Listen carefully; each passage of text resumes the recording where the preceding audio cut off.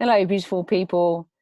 Fiona here. Today I'm interviewing for the second time in my life somebody, and Joel Young is a very good friend of mine, a dear friend of mine, and also the creator and custodian of the NPA process, non-personal awareness. So you might be wondering why I'm here in this rustic background, which is actually very beautiful. It's because I now am living for the moment in the project I belong to in Portugal called the Awaken Life Project. And I'm living here because of the coronavirus, and Portugal went into an emergency state. And I was going to come here for the month of April anyway, but there was talks of them shutting the roads and I wouldn't be able to get here. So I moved earlier, and it's been an amazing experience in being present and being aware, which there's videos on Facebook about that I've recorded. But now I'm going to hand you over to Joel Young, and you're going to hear his brilliance and his awareness. So hi Joel, really great to be here. Thank you so much for your patience, and so let's get started. Tell us all about NPA. Well, first, thanks for having me on, and it's really lovely to have this chat, and especially under the circumstances. I mean, I think everyone's having to really, you know, think on their feet right now, and I know in your circumstances it's been a lot going on. So, I'm great you found this time. Yeah, so I mean, the MPA process is something which it's a really simple 6-line spoken word process. And most people meet it as a simple way to stop taking things personally.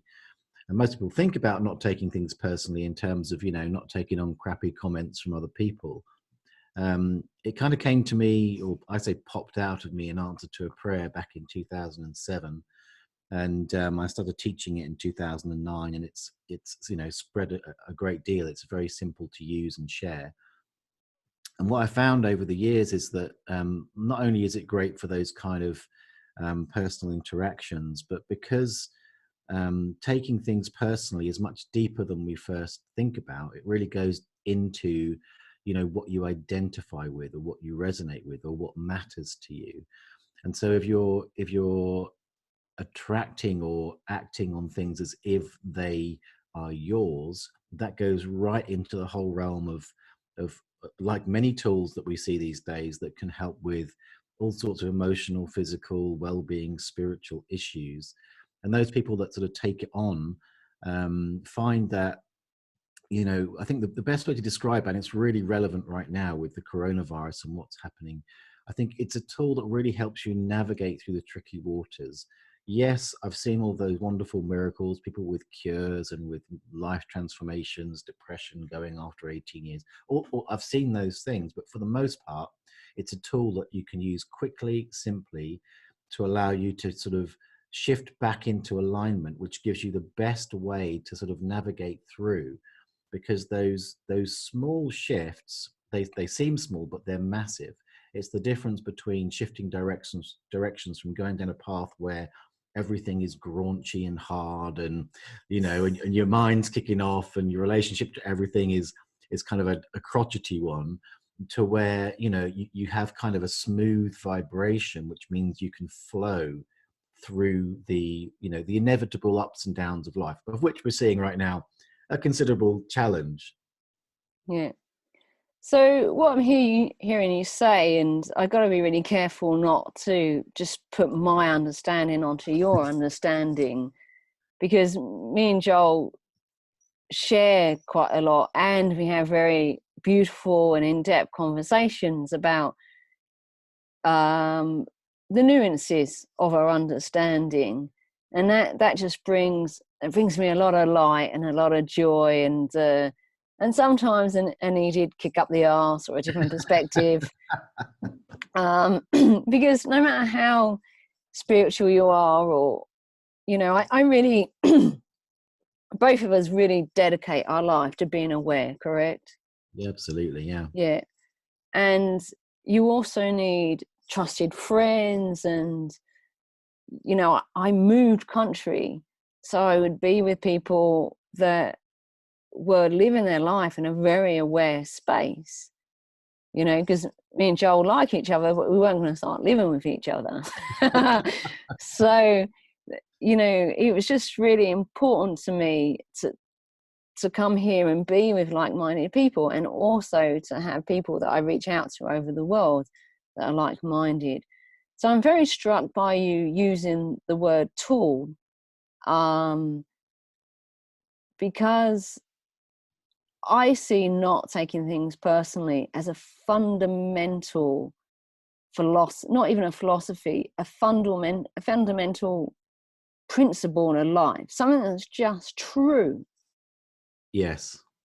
You know, so saying it's a tool, I know that has its advantages for people, for people's, you know, accessibility, I guess.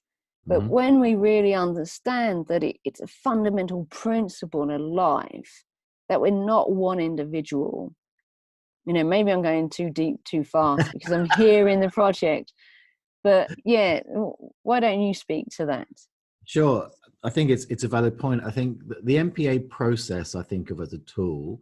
Non-personal awareness I consider a philosophy, and they dovetail. I mean, they're kind of the same thing. It first came through as non-personal awareness, and I shortened it to NPA, and the NPA process.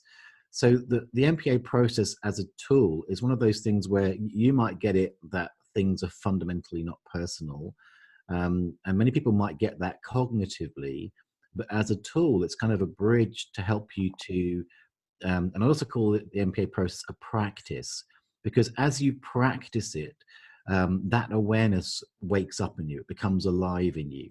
So Absolutely.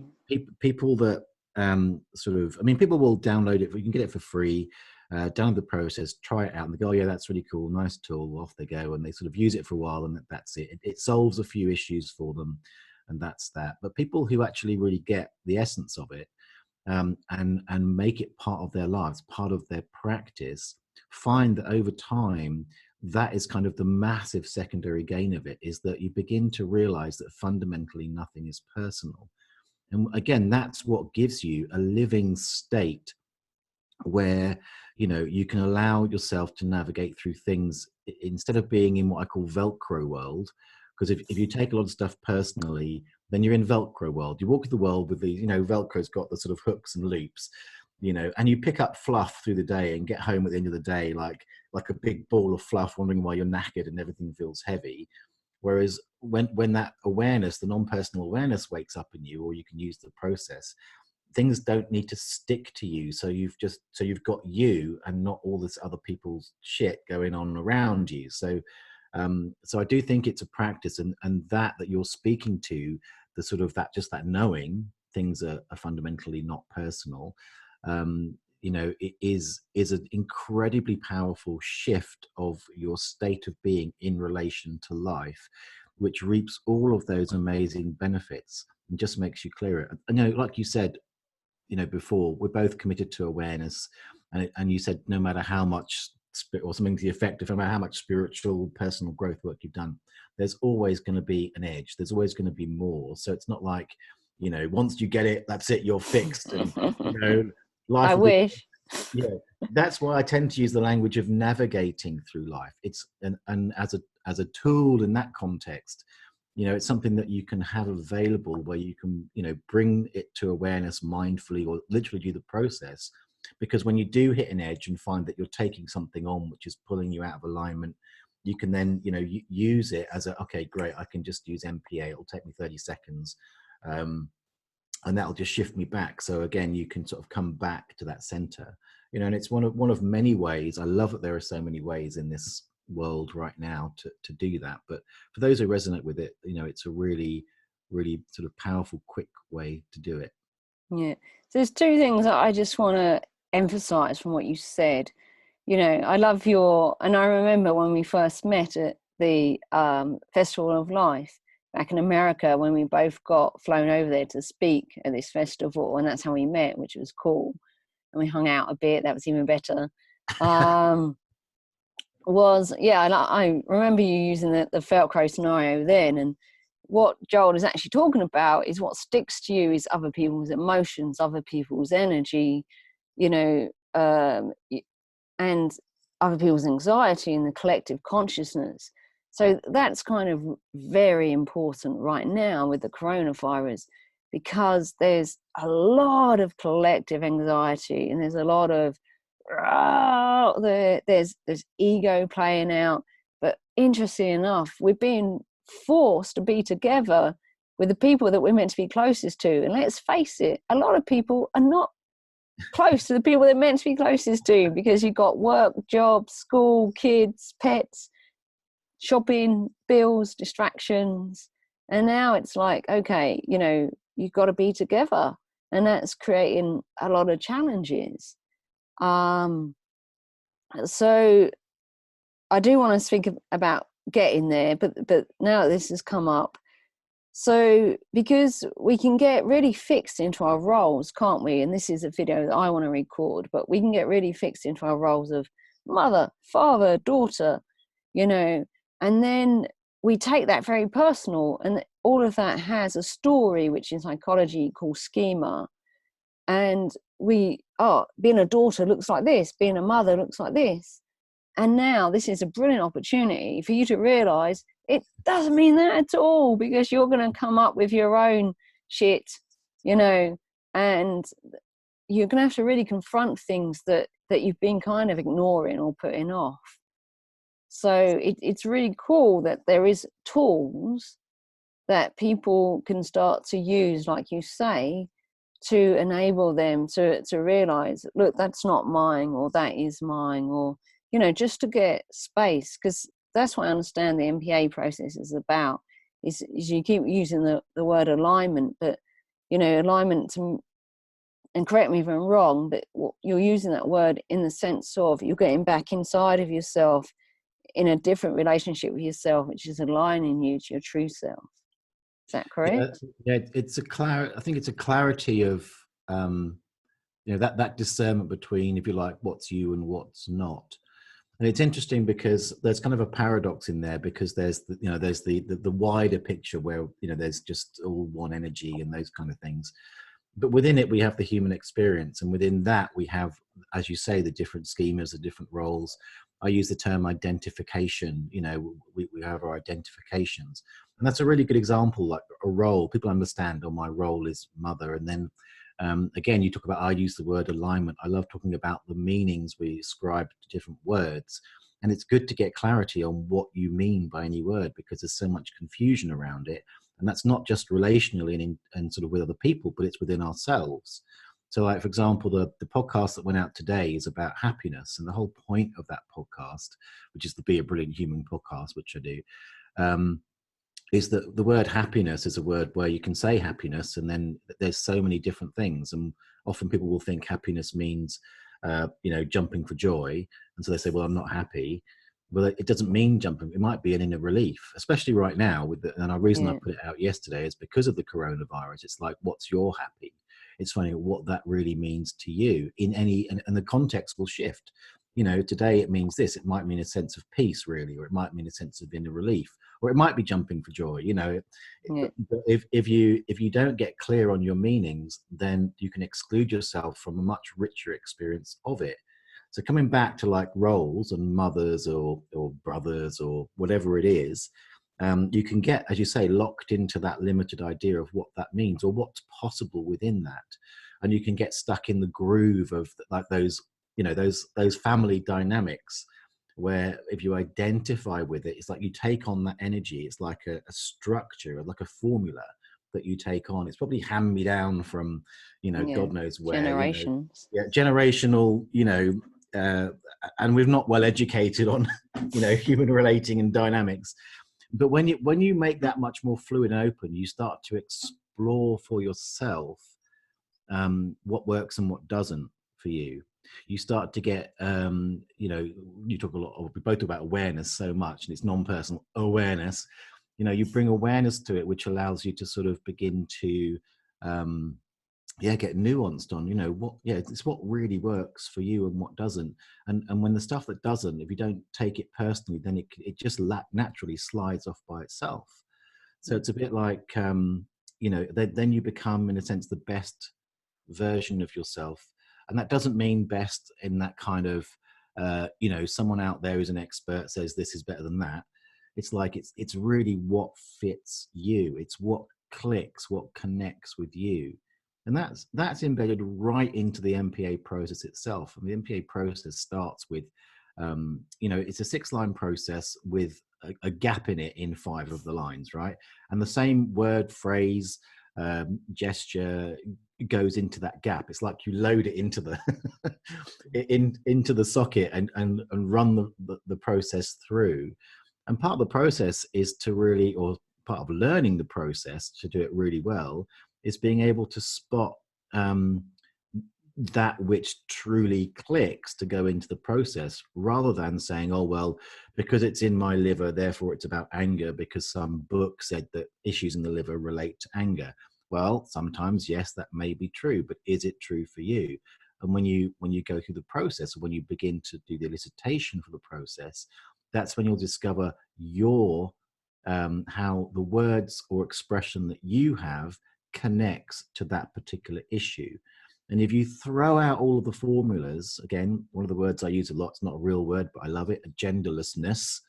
When you bring no agenda to the party, which is a core principle of the non-personal philosophy, then you're much more available to discover, in terms of the process, what the keywords are, in terms of the roles, what is really true for you in any situation. And in terms of words or excluding yourself, like happiness, it's like, what's your happiness? Now you're in a place where that's the word aligned. I mean, truly connected to where you and the larger energy meet in the highest truth. Yeah, I love that, because happiness is one of those things. And for a lot of people, especially when we're living together and in romantic relationships, married, as women, our happiness depends upon whether he's happy. If we're with a man, or even if we're with a woman, whether she's happy, whether our partner's happy, or whether a child's happy, whether our pet's happy.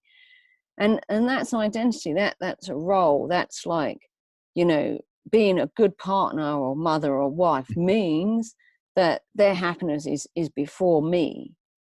And then what always pops into mind is, that's an agenda, that's an identity. And then what pops into mind is, on an aeroplane, please take care of your own mask first, because then you're conscious, because you've got air, oxygen going to your brain to make you conscious, to take care of everyone else.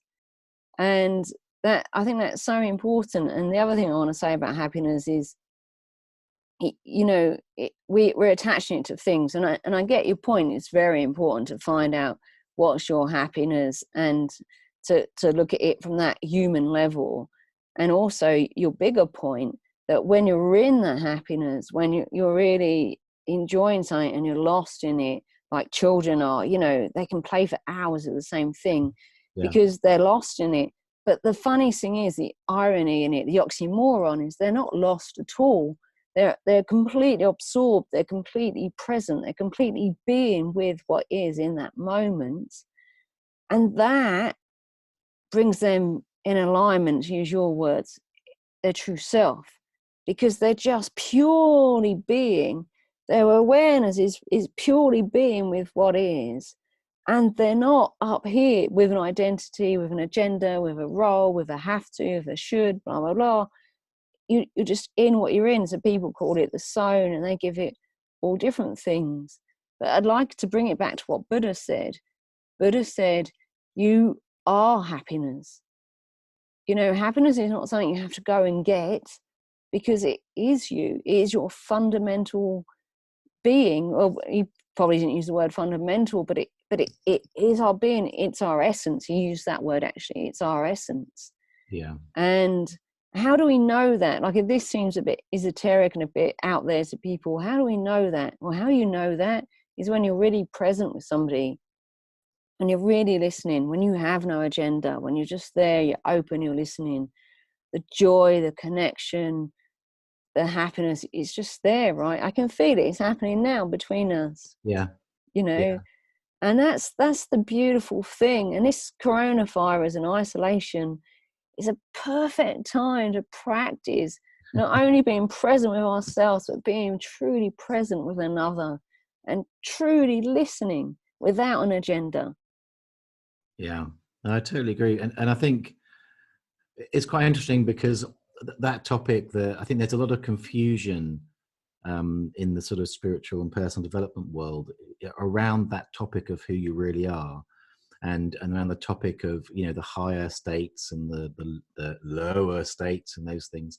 So I guess the way that I look at those things is, like you say, you know, a kid who's in the zone or just present.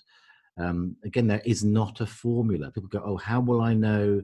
Again, how will I know if I'm happy? How will I know if I'm in my true self? Well, How will I know when I get there? how will I know There's when I nowhere to get. yeah, You're there all the time. but even that is one of those things that people go, oh, I don't get it. So for me, it comes back to, you know, it's something you've got to experience your way into, and you've got to find what that means to you without the formulas. I mean, it's good to have, you know, there's a benefit to those kind of maps of awakening and spirituality. You know, they give a sort of a broad out view of the landscape, but your path in that landscape is unique, you know, and it will change with every step.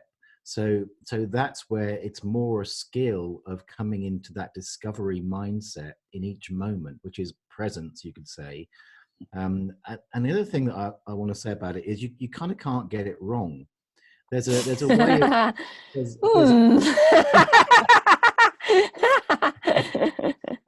I'm not saying it can't be shit, but there's, if you look at it from a really wide perspective, okay, this is how I see it, and it's a non-personal view. There's a way that, and this is also a paradox, there's a way that we're kind of not in charge. Yeah. There's a you know, form follows energy. Energy is the start, and if you go into the world of energy, you'll find it's infinite. So there's what I might call the totality, or God, or whatever word, the universe, which is the ultimate vibration, and all of the form, everything that we do, think, feel, is subject to that bigger energy. The paradox is that then we have this experience, which is the human experience, which is a valid expression of the divine. And so when we talk about things like presence from a very human perspective, that is the act of, say, choice. I mean, I would say if you really go to the widest place, there's no free will, there's no choice, because we're all at consequence to something bigger than ourselves. As Delamitri said, we're always the last to know. Our conscious mind is the end of a very long chain of energetic events, really. And it sounds, it can seem to people, I'm going to a very deep place here in the non-personal philosophy, it can seem disempowering, but it's actually not. It's very freeing, because it puts you in a place where you realize that we're actually the receiver of all things. And then it becomes, the game changes to becoming open to what am I receiving, and therefore what am I an expression of, and then honoring that completely. So, I mean, Gandhi said it really well. He said, Gandhi said, there's nothing you ever do will really matter, and it's very important that you do it. Yeah. which It's very important you take responsibility for your own personal action. So, yeah, because people go to you talk about destiny, you talk about, you know, we have no free will or control, then you're just going to be an arse. And I'm not talking about being an arse. I'm not talking about not taking accountability, because part of the human expression and human experience is I'm very big on accountability. I'm very big on personal empowerment. It seems like a paradox, but that wider perspective that says that I am ultimately a receiver, because fundamentally nothing is personal. I am an expression of the divine. It gives you a space where you can begin to open.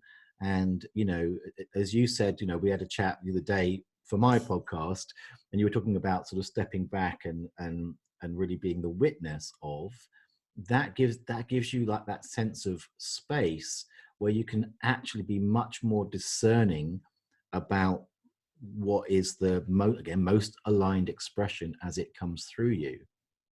Yeah. So there's so much I could say to what you just said, but if you just pick up on the last point, it's like, you know, being grounded is my thing. And, you know, I actually created a grounded exercise. And the funny thing was, is I didn't believe that I'd created it. I believed I'd borrowed it from somebody. And then so many people said, no, this is totally different. this works. So, and I was like, oh, okay, thank you, 11 and a half years ago when I put it out there. Because for me, getting grounded, and when I'm talking about witnessing, I always hated that word as a Buddhist. I was a Buddhist for 13 years because what people do often when they witness is they become separate from. Yes. So they've got like me and then everything that's going on for me. And me is going to be aware of everything that's going on for me. Well, that's implying two. That's implying separation. And that actually, so, I would just word what you're saying in a different way, but the essence is we're talking about the same thing, or I believe we are, that we are all one being, so when we create divides, even in ourselves, then, and witnessing can be a consciousness of a divide. That's what I was talking about. But then you're just creating separation within yourself, which creates conflict. And then you add more people and you get more conflict. But when we're not taking things personally, and when we are really knowing that, we are what is aware of everything that's going on, whether that is what's inside of us or outside of us, we are that larger consciousness, God, nature, whatever you want to call it. And that does seem very paradoxical because, people are saying, well, actually, Fiona, I'm listening to you and I'm listening to Joel. There's two people. So, of course, there's two. But Adidar says, well, the truth is there's not two. So, yes, there's two human beings here, but there's not two because we're the same essence. Yeah, to me, it's all a matter of getting clarity around multiple perspectives. Part of the MPA philosophy is there's multiple perspectives happening at once. In the same way that, am I an individual? Well, from one perspective, yes, I'm just an individual. Another perspective, I'm a community of 1 trillion different individuals, because every cells organized into communities called organs. Yeah, Bruce Lipton. And yeah, so it's like wherever you bring your attention, you can always, the nature of attention or consciousness is separation. You have to divide the whole in order to have any experience at all. So the thing is to hold the awarenesses simultaneously. That answers the paradox. So in the witnessing example, like in the particular multiple perspectives model within MPA, I divide it into sort of 4 distinct bands. It's a continuum, and they all happen at once. So there's the personality, the soul, pure being, and then absolute, which is that's the infinite, in which there is no experience, by the way. It's kind of irrelevant to the backdrop, but there's no experience there. So the minute you come into experience, you come into pure being. That's kind of the witness space. The soul is more about the poetic journey of life, the evolution over time, and the personality is just the day-to-day stuff, of life. But the thing is, they're all alive in us simultaneously.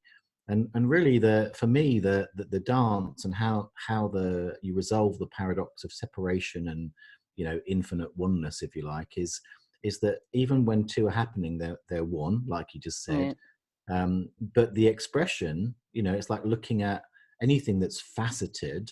You can again look at the whole diamond, or you can look at one individual facet, but it's still the diamond. But the expression of form of life is multifaceted.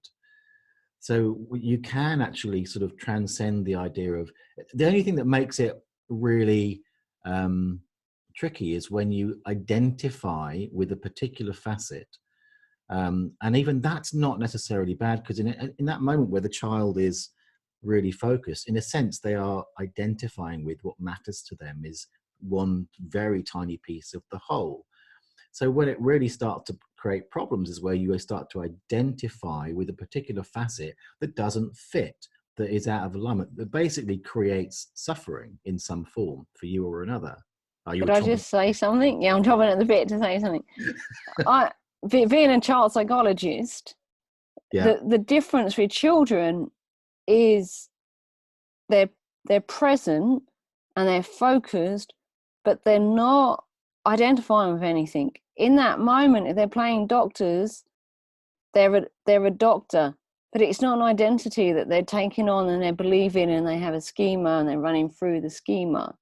And the reason why I mention this, and the reason why it's so important, is because when we're present with what is, and there's nothing going on up here that's identifying, analyzing, comparing, doing all the rubbish that we're all involved in on a moment basis, me included, and I'm sure sometimes you're included, you know. No. No, I'm too enlightened for that. I'm totally, I'm basically Jesus. From Nazareth, Okay, busted. So, yeah. So it's just really amazing. And a lot of people, me included, I was like, yeah, I want to be aware, but I don't want to be enlightened. And I always had that. And then one day I like looked at it and I was like, what's the difference, Fiona? Like, where are you drawing the line here? And where I was drawing the line, I'm quite embarrassed to say this, I can feel my face going red, was I was like, well, if I become enlightened, I become one with everything. So therefore, I lose me. I don't want to lose me. And I'm like, wow, okay, there's some attachment going on here to this physical form. But what's really amazing is that when we really are totally aligned with our true essence and coming from that place, then our individual expression is much more beautiful, much more alive. And we really become alive then. And so it's definitely paradoxical, but we become more of us the more we know that we're one with everything. Dun, dun, Yeah. dun. Dun, dun, dun. That's it. Everything's solved. No, I think that, again, this is one of those. Again, it fascinates. The whole area of language fascinates me. So you've picked up on the word identification there, and as you describe it, I'm saying, okay, so that tells me that we have slightly different usage and meanings of that word. Because when you're Right. describing that, so for me, I use identification within the context of, in order to exist, you have to have some form of identification, is the way I would look at it, because I'm talking about, um, you know, as you show up, that there is a somebody showing up. You wouldn't have a body unless there was somebody there. So in order for somebody to exist, some form of identification has to be there. I am this, just to exist as a human being. So that's kind of where I'm coming from in those terms. So whereas when you get into schemas and identifications more in the realm of roles, then I totally get it that is, that's the whole thing where you started off talking about they seem lost, but they're not lost. But that just means you are, again, free in the neutral zone, if you like, Yeah. not taking anything personally, and you can be very fluid, which is, again, one of the gifts of the practice of MPA. I think it's that ability to be fluid within those multiple perspectives, because when you're locked in, when you're personally identified in that way with a particular role or an idea or whatever it is, or an emotion, then you get more rigid and less fluid around what's there. That means you have to be somebody, Yeah. in some particular situation. Very different thing to this now, this now, this now. And each this now is I'm this, I'm this, I'm this, I'm this, even though I am that, I am this, I'm this, I'm this.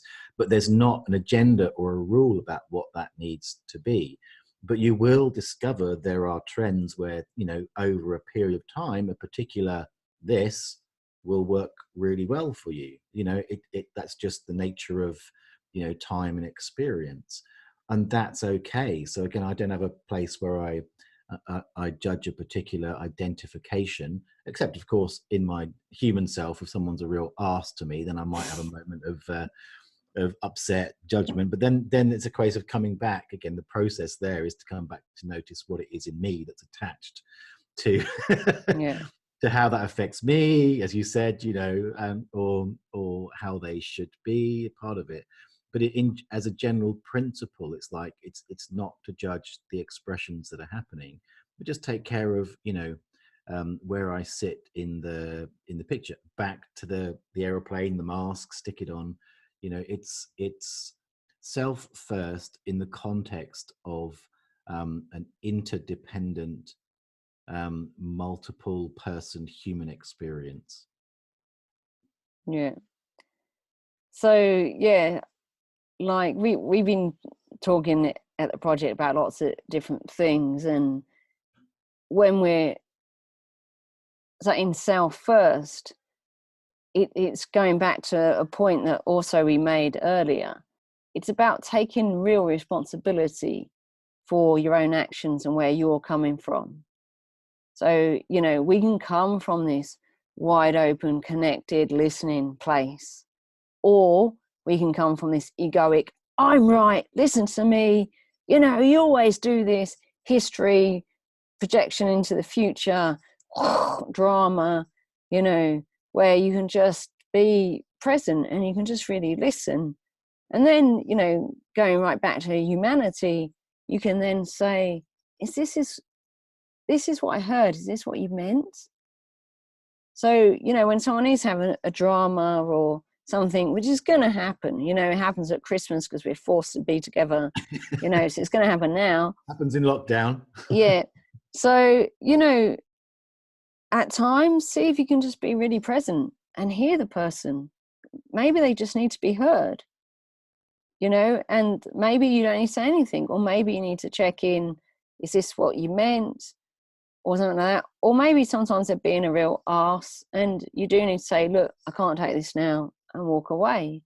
So there's no strategy, there's no one way of being a brilliant human, No. or, you know, being enlightened. But there definitely is, and this is where we completely agree, there definitely is being present and taking responsibility. Yeah, I think in, you know, when you talk about self first, it can sort of raise a red flag for some people. But I think it comes on that sort of mistaken idea that, you know, what I'm speaking to there is, if you're really coming into yourself, back to your, you know, who I really am kind of language around it, the nature of the human being, in my experience, if you take away those layers of identification, some of which create that kind of what's classically called selfish behavior, you know, it's mine, you're wrong, Yeah. I'm right stuff, then if you're truly self-serving, then you're going to be looking to states more along the lines of compassion, kindness. Because even if you're saying I'm right, you're wrong, it's because you want to feel good in some way. And the best Yeah. feelings come from those kindness, connection, genderlessness, all of those qualities. And again, this isn't to sort of paint a formula, but it's like to say that if you really get down to it, um, those are the things that truly make us that divine expression of a human. And then I totally agree with you, because one of the programs that I run is called Boundary Boot Camp, because in the humanity of it, people can get lost and ungrounded in that kind of oneness, boundlessness. They have no boundaries, and they end up having a really shitty human experience because people walk all over them, which means they're not honoring what matters, what works for them and what doesn't. And there's a very you know, important facet of living a healthy human life, of having good healthy boundaries, and in a way which is, you know, can or in its truest form embraces compassion, embraces kindness. And saying no, people have a problem saying no, but if you're saying yes when you mean no, you're not being kind, you're being an No, arse. not to you or to them. So that exactly, because if you're saying yes when you mean no, then what you're doing is you're lying to yourself, you're lying to them, you're not in a true path. Therefore, the energy that you're actually sharing with them is out of whack. So you're having an out of whack experience. Whereas an honest no is like, great. Now people might have a problem with it, but that's more to do with our, you know, our Mm. societal misconstructed idea of, you know, honoring each other's preferences. But when you're able to really sort of discover how you can have a clear yes and a clear no, it's a miracle. And if you really say a clear no to somebody, they might have a bit of a ruffle, but if they get it energetically, that it's not saying no because I hate you, or, you know, no Yeah. because I'm just being selfish. It's just the honest, you know, it's the truth of the moment. and Yeah. and and I think there's a way that, you know, people who do have good boundaries, and everyone looks at them and goes, how do they do that? And, you know, they seem like they ought to be an arse, but everyone's fine with them saying yes and no where they mean it. It's because they're very clear on what works and what doesn't for them. Yeah. And they're very okay with expressing it. And they're okay, and they can be compassionate with you if it's difficult for you, but they're just like, yeah, I hear you, and no. Yeah, and that's it in a nutshell, really. Again, it's where you're coming from, because I had a program which sometimes comes up, and what I mean by program is a conditioning that I have to fight for what I want. Yeah. You know, because the fit survive, and survival of the fittest. It's a dog eat dog world. Blah, blah, blah, blah. That was very much part of my conditioning. So when I wanted something and I knew that my mum or dad would say no, just to take a very easy example, I'd actually go in there with a massive argument, intellectual argument and emotional argument about why I should have it and la la la la. And that totally didn't work. But I didn't know it didn't work, so I carried on doing it, always hoping it would work. But it's funny because I remember when I was 9 and I really wanted a dog. And I asked for this dog and the answer was no, and I asked again, the answer was no. So I just started hanging out with the dog because my friend's dog had puppies and I was hanging out with the dog. And then my uncle arrived from Ireland and I walked in and I just said to my mum and dad, the dogs are ready to go to somebody's home now. I really would love a dog. Please, can I have a dog? And before my dad could say no, my uncle said, of course you can have a dog. The dog's part of being Irish, come on.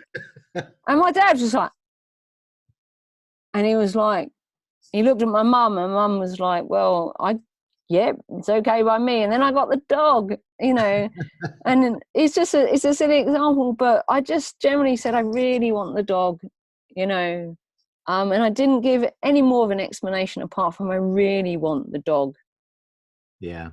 And then my uncle pulled on Irish conditioning and my dad was just like, and then I got the dog, I think that's a wonderful example of how the mechanisms of sort of manifestation work, especially in the context of what we've been talking about. Because initially, so you come with the fight, which is a push pull, energetic, lots of attachment, charge, rigid manipulation. Say again. Manipulation. Yeah, the whole often gamut, with people. classic. And then you go into a space of just of neutrality, and then going, well, what really matters to me, being with a dog right now without an agenda. So you go and you're there, and then your expression changes from I ought to have a dog, I deserve a dog, to this is just the truth, I would love a dog. And the universe conspires with the simplicity of saying to somebody, or going through your uncle, who facilitates in whatever way necessary without judgment. He uses in a way, I wouldn't say manipulation, but sort of uses that Irish guilt. Of course, if she was Irish, if you're an Irish family, you'd have a dog. And without a judgment about it, it's just a mechanism that managed to wrangle your parents' heads in a way that they said yes. And that, what I would say, is because you came into that present state, or that centered space, then the way that a flower opens up, it has to rip through the bud to create the flower. That was just the mechanism that said, okay, well, we can facilitate this. A quick bit of an Irish guilt trip, if you like. I'm sort of labeling it on that, but just to illustrate the point. And then, hey presto, manifestation happens, and here we are. And I think this again, coming back to the coronavirus, because that's really what people are facing right now. If they think about the coronavirus and their particular situations, like you and the dog, it gets really simple. Stop trying to fight it. Stop trying to, stop trying to do things which are forcing what really matters to you. Drop that idea and come back to, the neutrality. Then you'll discover not only what really matters to you, but the expressions will change. And from that, then the universe's mechanisms will allow the circumstances to flow in a way which will give a much better chance, not a guarantee, much better chance of, because we're complex beings, right? Of giving you experiences as we go through this that are more aligned, kinder, and easier on you as a human, as a soul, and as a being. Yeah. It's just, I keep thinking of the film I Am by Tom Isaac, or I can't remember his surname. And he wanted to find out if Darwinism, you know, the fittest survive, blah, blah, if that was true, if that's the way we are wired. But what he actually found out is that we're hardwired for love, compassion, and togetherness. Yes. And We're mammals. Hello. if people can really, you know, give up their agendas, give up their identities, give up their roles, because nothing is how it was right now. And that's a beautiful opportunity to really be with people from this love, from this compassion, from this true being, and just really open up to what is. And that's, you know, what we all want, right?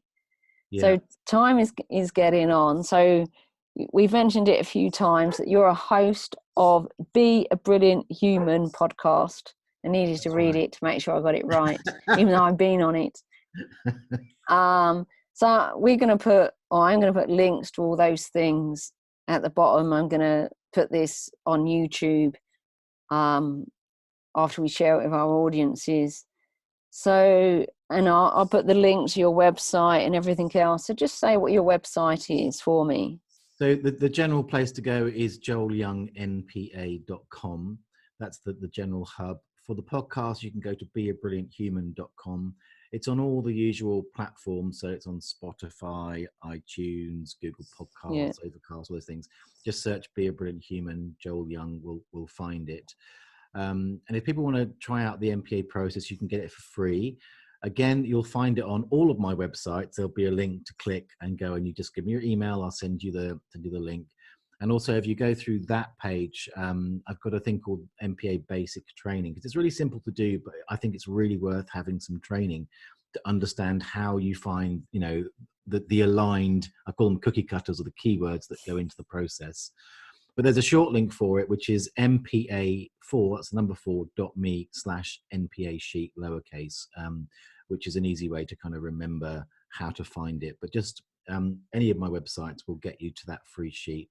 And I really suggest that, you know, go download it, you know, try it. If it doesn't work for you, fine. It's you haven't lost anything. You know, you can always unsubscribe from my email list. It's not a big deal.